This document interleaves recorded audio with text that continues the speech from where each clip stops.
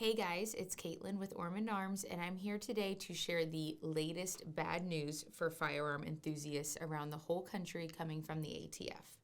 As you likely already know, Biden's ATF is in the process of creating new definitions of what classifies as a frame or receiver, which could potentially have sweeping implications for firearm hobbyists like ourselves. Tragically, it appears that these rule changes are making their way through the ATF review process fairly quickly, with a final update coming as soon as April. If that winds up being the case, then enforcement of these rules could begin as soon as June of this year.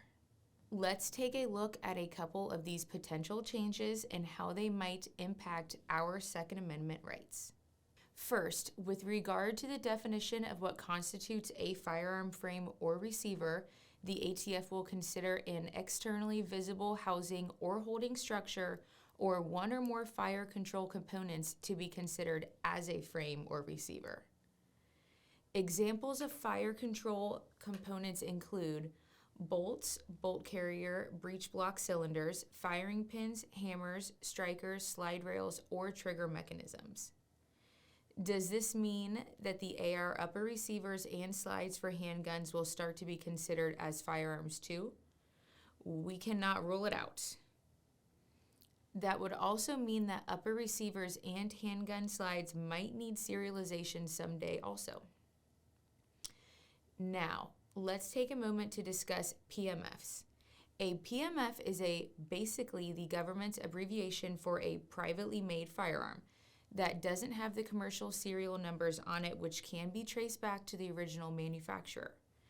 Due to the ATF requiring all PMFs to be serialized, they've also anticipated the need for builders to have to go to gunsmiths who offer engraving services. If you would like to make your firearm compliant with the new rules at the moment, the process is not yet fully understood, but it will likely be similar to how residents in California have to submit an application for a firearm's custom serial number, and then there would be a 60-day window for the builder to have their PMF be serialized by a licensee. Once serialized with the serial number provided or approved by the ATF, picture proof would have to be provided in order to finalize the process. Proper record keeping would also be required on the gunsmith side of these things.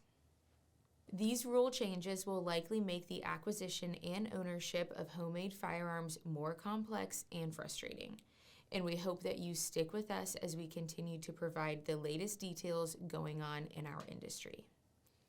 Thank you for spending time with me today, and be sure to hit that subscribe button to stay up to date with all firearm news.